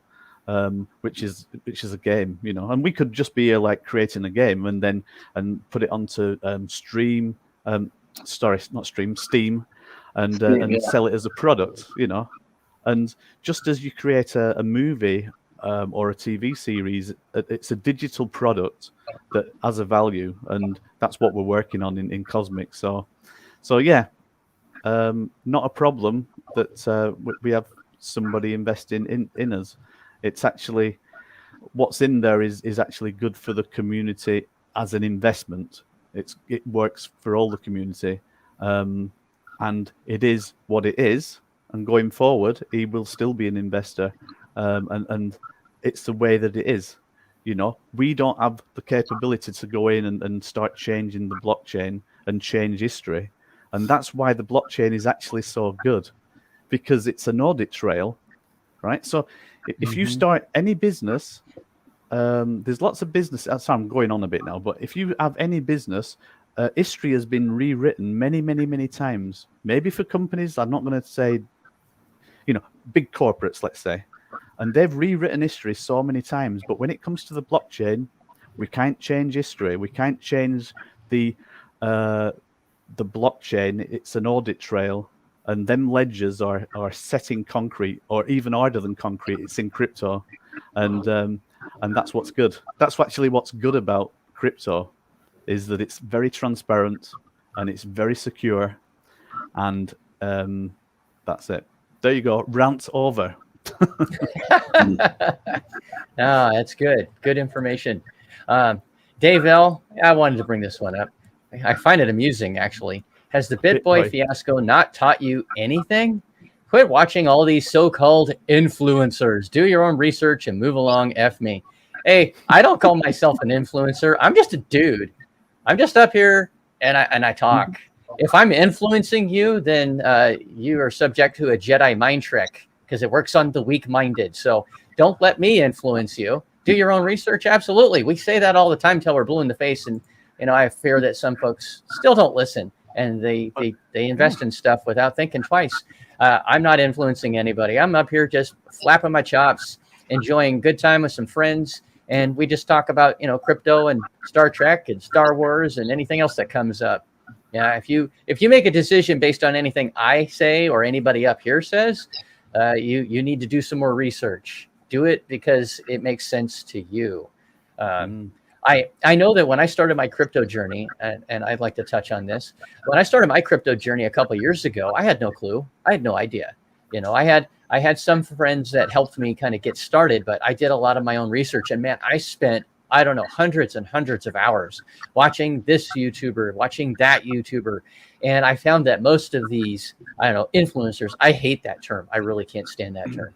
But the YouTube personalities, I'll say, talking about this project and that project. And I found out that most of them weren't even invested in what they're talking about. And what I love about our community of YouTubers and social media folks is that we actually have money in what we're talking about. And we're not shilling it. We're not out here saying you should be in this project for this and that. We say this is why we like this project. These are the good things. We like Cosmic Force for this reason. We like F3 Warriors for that reason, etc. So we talk about what we like. If you decide that you want to research some more and invest in it, that's on you. But that's not on us. We're taking no responsibility for what you do with your wallet, because I'm not there holding your phone or whatever and pushing the button for you. You're doing it. So for those that want to blame others, it's time to grow up. I'm going to be very straightforward. Grow up. Take responsibility for yourself. I'm not saying that you're saying that, Dave, and I'm not trying to beat on you, but you bring up something that some people it always comes up sooner or later. Mike, thank you for joining us. Nice to have you here. Yeah. So, hi guys. Odie, I just want to say that I know very little about crypto, and no one should be listening to me about anything that I say. Exactly right. I don't listen to a damn thing you say, man. It's just a bunch of blah blah blah blah. Me, man. It's like it's funny with me is that we'll do a live or something, and someone will say something, and I'll just go right over my head, and then I'll be like, "Wait, what did you do? What is that? I don't know what that means." Yeah, it's just we're out here talking. If you happen to, I appreciate that you're watching, Dave, and I appreciate everyone that's in the audience that actually decides to take some time out of their day, whatever you're doing, whether you're at work or you're at home or wherever, and you want to hear what we have to say. I appreciate you. I do. Every last person that ever decides to listen. I mean, if one person's listening, I'm ecstatic. Anything beyond that, that's just icing on the cake. Teddy One says, thinking about getting 2 more cosmic nodes, bam, before I switch to getting more Prisma NFTs. Yeah, I love it. Yeah, Teddy One, you make sure you wipe the floor with BL. And what I want to say anyway, I love the image there. That looks like a little F3 warrior going on. Heck yeah.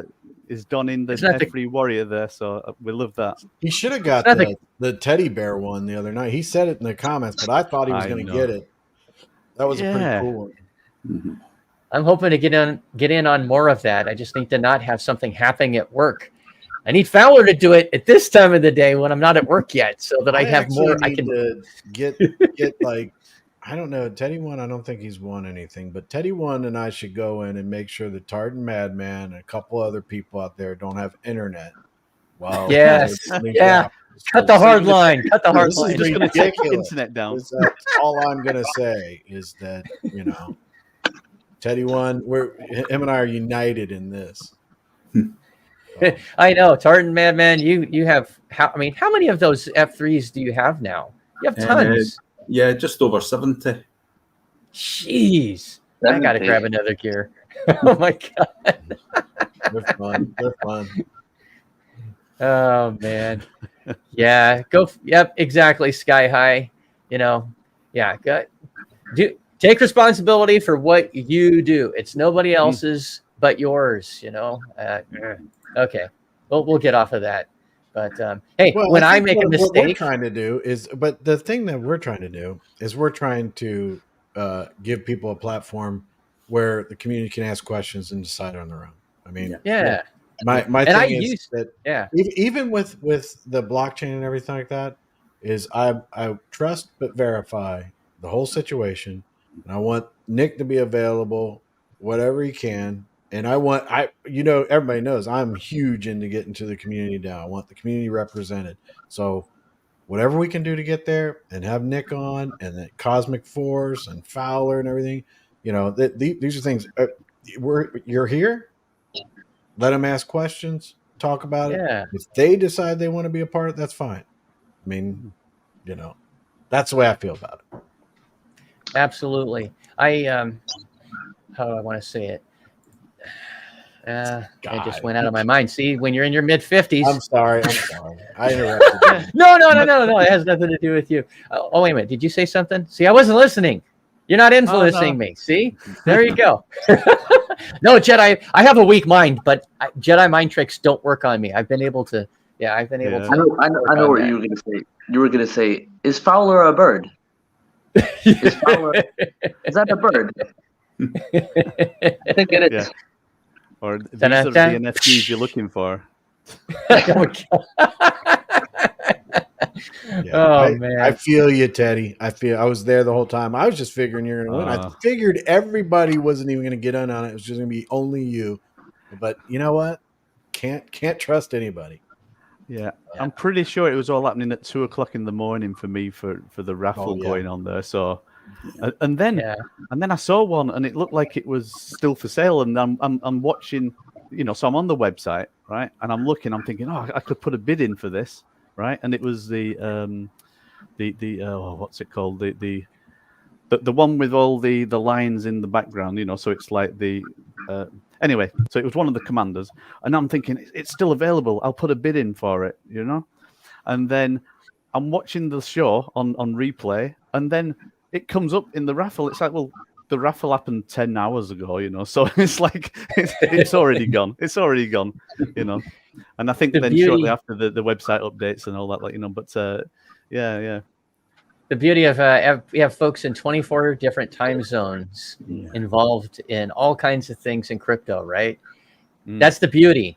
The downside, the ugly side is we're in 24 different time zones. Somebody's going to be asleep no matter what time you go on, right? That's true.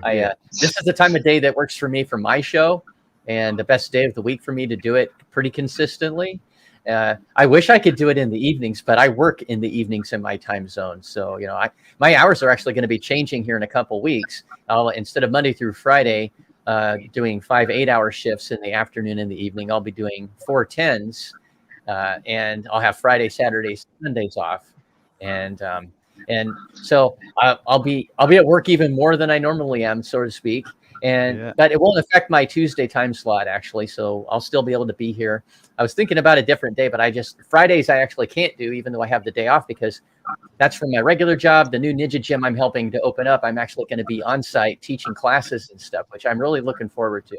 All right. And again, this is a labor of love. Being able to coach again is just something that's a dream come true. And well, darn it, they just kept coming after me, and I've never had anybody offer me a job before. I've never had that happen.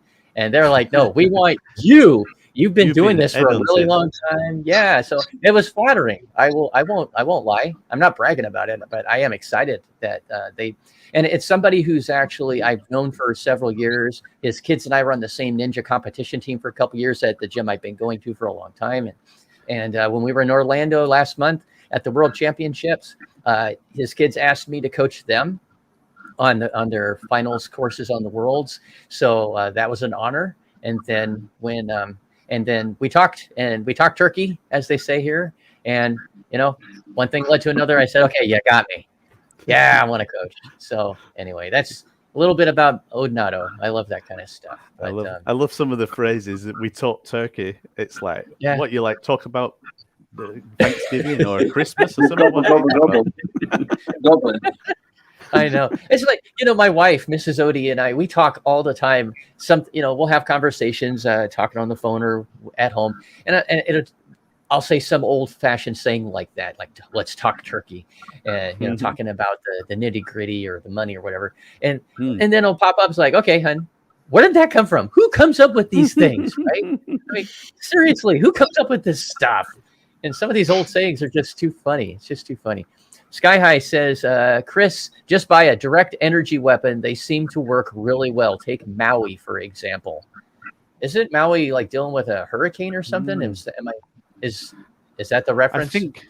I think what it is suggesting that point this weapon to Scotland and take out their entire internet the next time there's an auction. Oh, I got you. Okay.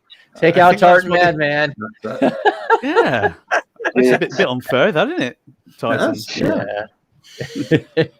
I do like the time zone, the time that you have this show on. It works for the UK time zone. It doesn't work too much for Matt. For Matt, I know. When I'm watching some of these, no time zone. Like, I wake up, right? Like, was it this morning for me? And then I see, I don't know what show. I don't know what shows who. I don't know if it's Chris. I don't know whose show it is because it's all on the same channels, So it's like, there's 9 channels, I think. Yeah. But I'm watching. I'm like, all right, wake up and I see a live stream. It's perfect, Well, we send it to them so that people don't have to feel like they're obligated to, whoever's your favorite. Which show is it? Whose show is it though? I don't. It's my show today. Yeah, it's Odie's show. And you know what? Just figure it's everybody else's show. We're just trying to make sure that you don't have to go searching for it or anything. You got your favorite YouTuber, just tune into their channel. Hopefully we're on there, and it really doesn't matter as long as the information's getting out there, right? I'm pretty sure like one of these shows, and it must have been, in the UK time zone, it would have been like 2 or 3 o'clock in the morning, and Tartan came on. It's like, what are you doing in the middle of the night? That was mine. That was Sunday night. He did though, didn't he? He jumped on your show. Yeah, I was super happy he got to come on. Chris, that is dedication. That is dedication. Yes. That is. So Turner, you're in Scotland, right? Yeah. Okay. So would it be fair to say? Yeah. Whereabouts?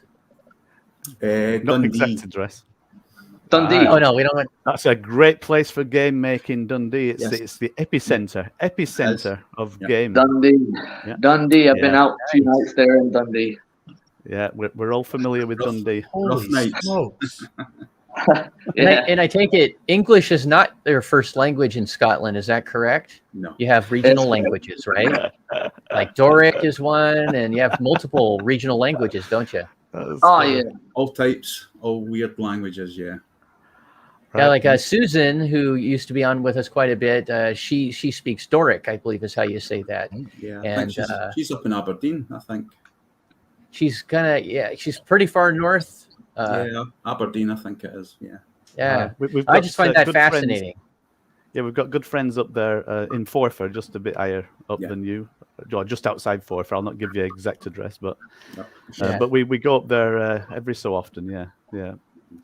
But whenever Tartan Madman comes on, I always hide my Irish whiskey just in case. Oh yeah, he's got the magic powers. Yeah, let me slide that out of camera view. Now just wrap it in a green, in a green, and then you won't be able to see what you're holding.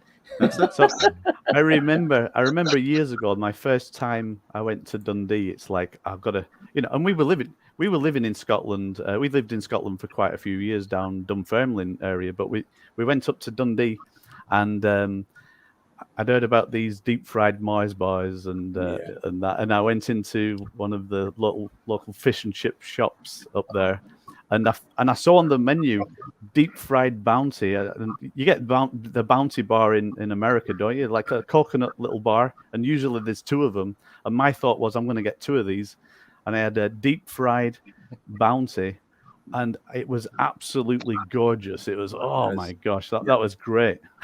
That was my first experience of Dundee. Wow.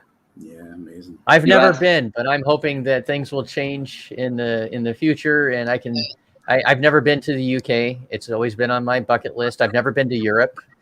In fact, the only country before going to Dubai and meeting you guys almost 12 months ago, very close to 12 months ago, the only country I've ever been to outside the United States was Canada, because I'm 2 hours south of the British Columbia border. And it's not like going to another country. They're very much like it. I mean, yes, Canada is different than America, than the U.S. I should say. But the proximity, just so close to our border. When you go to Vancouver, BC, it's not like being in another country. I mean, the money's different. Everything's in kilometers and meters and stuff like that, metric system. But we talk the same. There's no accent. I mean, you can't tell that you're talking to a Canadian from that area of their country. It's not like going to Quebec or somewhere over east where there's definitely different accents. They speak French and that stuff. So again, and I love British Columbia. We actually have some members in our gym that come over the border a couple of times a week to do ninja that are from just over the border in British Columbia. So anyway, to do something. Yeah. But Europe's on my list. Gus, I haven't had a drink of alcohol in probably 3 weeks because I've been busy doing this stuff, but I'm looking forward to the next one. Whatever you're drinking, I can't. Yeah, I'm drinking a lot of water lately because I'm like, oh, man, I need water. I'm not sure what Tartan thinks when you say Irish whiskey, because it's like, oh, well, Irish whiskey. You said Irish whiskey. What's going on? Is it fighting words? Are those fighting words? I don't know. I think whiskey is whiskey. It's like you put a whiskey. Right. I once talked to a Scot, Jameson. Right? There you go. I once talked to this. I'm just Scottish telling you, minister. Tart man. Don't get upset with me. Right. So listen to my exact words. Right. This Scottish minister, right, minister of a church in Scotland. I said, "What's your best whiskey?" Because we were actually on the Isle of Arran, and one of the bars, the pubs there, it had numbered 1 to 50, and you could like go through the entire list. And I said, "Which is your favorite whiskey?" And he went, "That's a simple answer. It's the one in my hand." I like it. But it doesn't matter. Whatever you're drinking is good. Yeah. Good Vibes says, guys, do you have faith that we will get BL to return our stolen funds? Can we just all report the frauds to Australian authorities? Well, that's a good question. Yeah. Anything you want to share about that question, Tartan Madman? I can't really say too much. Okay. Gotcha. Well, just know, Good Vibes, that there are folks in the community that are on their own exploring those avenues. Yeah. So, I'm pissed. I'm pissed off just like the rest of us. That what happened. That funds were stolen, and we want our money back. Absolutely. Right now, we're in a position where we definitely can't ask Nick or anybody on the council, and they can't spend their time dealing with that right now. That has to be on the back burner if they're going to at all. But yeah, I know it's one of those things that it sucks. There's no good answer, right? If we let's say we can bring him to justice, which would make me very happy. Mrs. Odie would be extremely happy. Everybody in this community, I think, would jump for joy if he was put on trial. The tough part is getting folks like that scam people, getting them to face justice. I mean, if you ever go out on YouTube and you find some really good media outlets that do professional reporting, and even you have 60 Minutes Australia and other, pretty well respected places, you can see stories on that. I've watched some, and it's like it took X amount of years. How freaking long did it take to get that person on trial? Because the authorities move too slowly in any country. That's the part that really sucks. And the bad guys know this. They know that if they move fast enough, they can make it take forever to get them, if they get them at all. So I do hope. Yeah. And you think like, so, if stuff goes to court, and you think how much money is this going to get lost in the court system Exactly. anyway, right? Yeah. No matter how long it takes. And then all these people that have no connection to any of it, this take a lot of money because they're processing, the system. So it is wild, Yeah. And the lawyers get the biggest chunk if there's a settlement, right? It's not us. We get screwed. You ever been part of a class action lawsuit? Like here in the United States, we call it that, where there's a defect in this car from this manufacturer, just say for example, and so a whole bunch of people go and they get into a class action, which is a big group of people have one law firm that is suing on behalf of them, and if there's a settlement, guess who gets like 60-70% of the money, and the rest is split up amongst everybody. I've gotten checks for like $5 from class action lawsuits, with 100,000 people in or something. And the lawyers, meantime, they're off buying, new yachts and stuff like that because they get more of the money that you're supposed to get.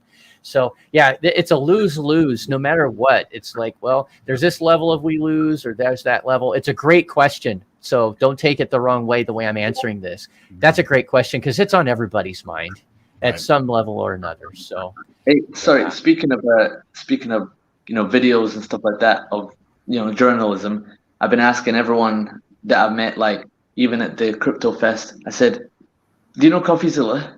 To random people, and they're like, "Yeah." I said, "I've got my own footage in the." I was so proud of having footage that I filmed in CoffeeZilla's video, and it's like got over. He's got 1.3 million views within one day. So well, you don't need to shout out too much, though, but he obviously took it from our website, didn't he? Yeah. This proud to get footage in a video that has so many views. I was in there too. Did you see my moment? I was like, "Look at me! There's me!" And I'm like, "Oh, there I go." I was like, "Darn." And good vibes. I saw your previous comment that welcome in beautiful Switzerland. Thank you so much. I hope that I can take you up on that someday, and not someday as in 20 years from now. I'm hoping in the next year or two that I'm able to take a whirlwind tour of Europe and meet so many amazing folks. And hopefully before that, maybe, once the blockchain gets going, it's going to be like a small ball, right? Like a snowball that's going to slowly start getting bigger as it rolls down the hill. I mean, who knows, maybe 6 months, by the beginning of summer next year. Well, I should say, okay, I'll rephrase that. By about June, July of next year, hopefully there will be some good numbers. We'll all be making some fair profits, and maybe we can at that point or whenever talk about a meet again, like we talked about before, a meeting in Vegas or somewhere that a lot of folks would like to go, because I would love to meet so many folks that are in our community first in person. I was lucky enough to meet Steve and Matt in person. They're just the greatest guys. Steve, your wife is just a wonderful lady. I really enjoyed meeting you guys. Sorry, Mike, I wish I could have met you. I'm sorry you weren't able to be there. I would love to have met you, Mike. Me too, He was going to be coming. He was going to be coming, but then other things turned up, didn't they? So unfortunately, but any next event, I'm sure Mike is going to be there. That'd be really cool. Yeah. So back to that comment that up there. Go ahead. There is we're talking about, we have a big community. There's a community of other projects that are there too that don't know anything about our community. So the branching out to past and all that kind of stuff will be very helpful. I agree. Very good point. Yeah. So I'm going to bring this up because this cracks me up. Navy. Yeah, I know. I'm struggling with it, man. I've been thinking of. I know. I'm probably going to have to start shaving. I don't know. I might have to look into the hair loss. I've looked at some hair loss solutions. None of them are great. Last night I was on, they were talking about something or whatever. And I kind of forgot that I was even on live, and I'm sitting there leaning forward. And I'm like, holy smokes, dude. Right? I know, right? Like this, and I'm like, oh, we're live. Oh. Yeah, I agree. Middle age sucks in that respect. I like everything else, but yeah, I don't like the hairs grow. Here's the thing, right? As you get older, you get into your 40s, you get into your 50s, hair starts growing in places that you don't want it to grow, and then it stops growing in places where you wish it would stay, right? Yep. And it's just like, dude, you're killing me, man. Come on, put it back on top of my head and stop coming out my ears and my nose. And I mean, why do I need an ear and nose trimmer now? This is stupid. So don't get old. If you're anybody watching this, don't get old. When you get to like 39, stop aging. Okay, just find some way. Stop aging. I think people There are is one way. period. Yeah, there is one way. We Yeah, don't there's want that. one way. Yeah, we don't want that one. No. What were you gonna say, Chris? I said most people are like probably leaving right now because they're like, I didn't expect to hear anything about nose hair and stuff. Why not? I don't know what Odie's talking about, but I'm out. Yeah. Oh, Well, don't you know, even my go there, Gus. my Dude, kids tease me. They tease me a lot about, you know, Look at getting those bald and comments. all that stuff. There was but- somebody when I was a kid or something like that Yeah, I like, know they about- knelt down. Yeah, and, you can and sit I, there. I like walked over and No like, way. they were pulling me in. I think they were gonna. It was a baseball coach or something like that. And I put my hand up and it was like right by their hair, and I wasn't like, you know, petting it, but I Rubbing his touched head. their hair, and I walked back with my bat, and I had plaque on my fingers, and I'm like, where did that? And I look over at the coach, Yeah. and I'm like, I was scared. I was like, where did the black stuff come from your hair? Whoa. Yeah, Uh, that's scary. yeah, that spray. No, I've looked at that. I remember when it was on infomercials Yeah. just throughout the 90s. I think like the later 90s and in here in the States, and it's like I laughed. I was like, really? I would never spray that on my hair or on my scalp. No way. Good idea, Gus, but not for me. I don't know. We'll just see. I don't know if I'm. I for a while before I started balding on the top of my head, I actually started. I spent like 4 or 5 years dyeing my hair. I do it like every 6 weeks, and I'd use the ladies' dye because it lasted longer than the guys' dye, and it was cheaper. But after a while, I was just like, oh well, got to deal with the salt and pepper. It is what it is. So I don't know. Now you just use ice and sugar, eh? Yeah. Well, you know what? I'd rather have it all be gray instead of just partially my regular black. I don't like it being mixed. Just let it all be gray if it's gonna. That's fine. I'm all right with the mixed. Yeah. Yeah. I don't like it. And it's the same thing with my mustache and beard. My mustache is mostly black, and then the rest of it's gray. Just let it all be gray, bro. Navy Mustang says, I have 98K in Vol and also willing to lose it as long as BL the Scammer goes to jail. That's a commitment, man. I have a little more than that in it, and I don't want to. I personally would like to have my investment pay off, but I'm not downplaying what you're saying, Navy Mustang. I know that many of us feel that way, and you know, I hope that there's justice for all of us, because all of us up here and all of you out there, we all have something that was taken away from us, and it ain't cool. I think you know, this is me thinking more on a technical front, or you know, I'm thinking that if over the course of 2 years, like we got our initial investment back, to me that would be a result, right? So I know you hands up and it's like, oh no, that's not profit, but that would be good, you know, that would be good. But you know, so for me, I'm not expecting sort of miracles on this. You know, I think like Nick has got a big task in front of him with very little, you know, that he's got on the table. But there are fantastic things that can happen in DeFi, and you know, so it is possible that within a year that there could be initial investment paid back, and then people are into profit, and that's, of course, you know, I hope for that. But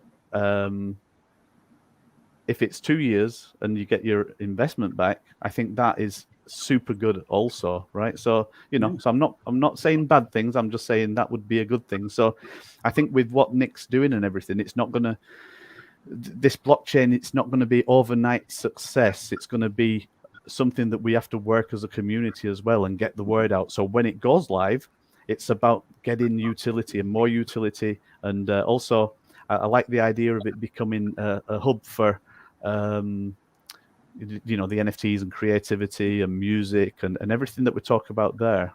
And we've interviewed, like when we've been out on our travels, we've interviewed quite a few people that are into the creative side of the NFTs. Do you remember Matt interviewing a group of guys from Mongolia, and they had we interviewed these guys from Mongolia, and what they did, they actually got artwork from lots of the local sort of, I said tribes might be the wrong sort of terminology for Mongolia, but it was the local, isn't it? Yeah, the local people in Mongolia, and they got artwork and made them into NFTs, and what they would do, they set up a business, and I think within the first day of launching, they'd raised like $1 million, right? And this is a couple of years ago now.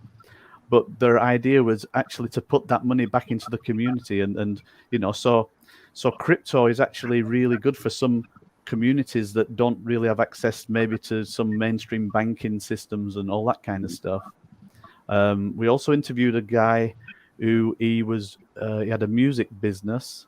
I think it was called One, something like one.com or something like that. But they did all the music side of things, and they worked with a lot of artists. And some of the artists we actually recognized, didn't we? I can't remember them now, but they didn't they have like for the Grammys? Didn't they have like? Oh yeah, was that, and they had the contract for the Grammys, where the actual tickets for the Grammys and actually. Yeah, the idea was the idea was the actual Grammy itself, that you would get the physical Grammy, but also you get an NFT proving that you have the Grammy, so that if it got stolen, it could be replaced because it's just an item, Mm-hmm. So what I'm saying is that there's a lot of scope with the blockchain for creative ideas and for businesses to come on board in all different aspects to do with creativity, which, like right now, we talk about one or two things, but and I think they were selling like the tickets for shows through NFTs, and there's a lot of scope out there to do a lot of things. So it's an interesting future. It's just a shame that if Nick's doing all this stuff, he's not only doing something that's going to take longer than what was initially planned, but is on the back foot. So it's even worse. It's even worse than what it would be for people when they make the quick buck, So, the best of luck on that, And like we said, we're all invested, aren't we? So, we all have that desire for it to succeed, so. Yeah. But I do agree, that I like the idea. I like to look at it that way too, Steve, where you said it'd be nice just to get to break even, to get our, I would call that a big bonus. If we get to the point where I break even with what I put in, I'm going to be happy. I'm going to be happy just to start seeing even tiny little profits along the way, right? And I'm going to be keeping track of it. I have spreadsheets that are all set up, and I'll be keeping track of it, and it'll be nice because when that day comes, I think my wife and I are going to go out and have a big celebration. Hey, we broke even. And then now it's all just icing on the cake, right? It's all extra. So yeah, I'm looking forward to it. It's going to take a while to get there, and then she may pay a little bit more for a super chat after that. Yeah, she might. Maybe I'll be worth more than $1. I'm worth $1. Yeah. Oh man. Jaco 13 says, let's see. Oh, did I miss? No, that's the first one. He says, I mentioned to Kryptonian last night about taking the info from Tart Madman for Aussie authorities and doing a live on filling it out as a tutorial. It would probably be highly watched. And then I think he goes on to say, let's get this thing scheduled. That live would be absolutely hilarious and highly watched. So basically, it would be a live showing filing a complaint with the authorities in Australia and a tutorial all in one. Yeah, I hear you. I hear you, Jacob. Yeah, that could be I think that might be highly watched more than anything that I'm doing. So, Well, I think we'll get ready to wrap it up here in just a minute. I appreciate everybody watching. Again, I always appreciate it. If somebody gets something out of this, you get a laugh, anything. I mean, that's fine. Just remember, it's on you to do your research and take responsibility for your own actions. I've lost money multiple times, more than I can count in crypto in the couple of years that I've been in so far, and it's not huge amounts. It's all on me. I made the decision. It wasn't anybody else. It was me. I did my research and I made my choices. And it happens. I remember, what was it, 2 years ago on Christmas Eve, I put some money into a project that I researched and it looked pretty solid. And I thought, okay, this will be fun. So I put about $1,000 into it, and a couple of days ahead of Christmas. And then at Christmas Eve, we finished wrapping the last presents, put the stockings out. My wife goes to bed. I'm getting ready to go to bed. And I take one last look at it. I'm like, hey, I'm up. This is pretty cool. Right on. It'll be a good Christmas morning when I wake up. And then 6 hours later, I wake up. Oh, we got some feedback coming from. Yeah, thank you. I wake up 6 hours later, and I look, and it was worth less than zero. Somebody exploited the contract, is what I found out, and drained it all. And you couldn't pay anybody to get rid of the tokens that were. I have a whole bunch of tokens that are worth less than zero. It's pretty bad. So stuff happens. But I figured we'd go around the table here before we wrap it up here. Mike, I know you came in towards the end, and I'm sorry you weren't able to come in earlier. Did you have any thoughts on anything, whether it's your project or anything else that you wanted to share before we go? Well, basically, keep the crypto dream alive. Now, crypto came in as a new opportunity for all of us to create new options in life. Right now, we are heading towards the financial system sucking back its claws, trying to take away our freedom again. So just keep the crypto dream alive, keep innovating, and so we stay strong against the beast. Right on, man. I like the way you think. Chris, any final thoughts? I think there's some exciting things going on in the near future here. I think I believe that things are going to start coming together. I don't have this is just a feeling and everything like that. So I think we all need to pay attention, and we need to make sure that everything that is coming together, that it's the way we want it, and the community. Now's the time to look at the different things that are being announced and being set up. Now's the time to check it out, understand it, and if you got any concerns or anything like that, voice them, respectfully, not just screaming all that kind of stuff. Now's the time for the community to get more involved and to voice, what they think they'd like to see. Right on, Chris. How about you, Steve? Yeah, well, I was thinking, if we were having this show 1 year in the future, what would the show look like? What would it sound like? What would we be talking about? And what I want is 1 year in the future, I want us to be looking at Cosmic Force and looking at all the game releases we've done. I want us to be looking at the new blockchain, which hopefully by tomorrow or something, we can actually give it a name. We know the name and we can say what it is. And we can say, look how we rose from the ashes and we've been able to do this, and this.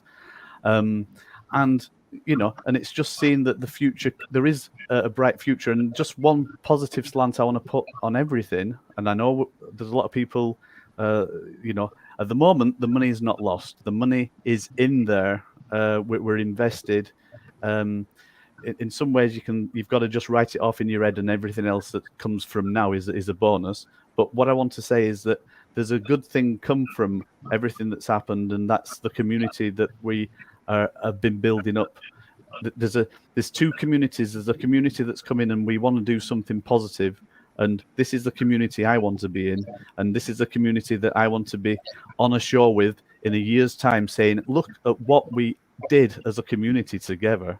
And in the background, we've got people like Biz, and he's putting the word out. We've got there's a lot of guys there in the background, and I just want to say thank you for everybody that has the faith and the trust and the belief that together we can do great things. Yeah. Right on, Steve. Thank you. Couldn't agree more. Matt, lay it down. Yeah, I mean, What you got? to follow on, if we step back to now, I do feel like, maybe it's just a bias, but, it feels like people are really sobered up, not just in crypto, but just in the kind of zeitgeist that's been going on. You got a lot of different influences going on, and, they are influencing people for sure. It's hard for people to keep their mind, so strong, but there are a lot of influences that people are kind of getting wise to now, and I'm hoping it's not just me seeing it that way, but yeah, I feel like people have definitely sobered up in the conclusions that people are coming to, which is like, more kindness, more stable, more longevity, with stuff, even though it doesn't feel the same. It's not like junk food where you just put it in your mouth and you eat it. It's kind of like eating healthy, and it's right, but you don't want to do it, and then you realize, oh, okay, I should have done it, and it's not that bad, and that's what we need with crypto, so I feel like people are coming to a much smarter conclusion with this sort of stuff, so I'm happy about that. Yeah. Right on, Matt. Thank you. Tart Madman, what are you Yeah. thinking? I just want to say that I agree with Steve that I hope we can see maybe 1 or 2 years down the line that we'll at least get our investments back. But I'm looking forward to hopefully getting some passive income eventually. And basically, lastly, what I will say to the community is I will not stop. I will keep going until I see something happen with Brian Legend. Basically, as I was saying to you all day before we went live, I'm quite tired because I'm constantly 24/7 contacting the relevant people in Australia.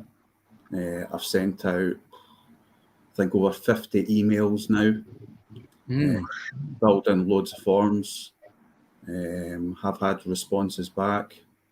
But even if we don't see Brian Legend in jail, hopefully the spotlight is on him so much that he'll never be able to basically do another crypto scam ever again.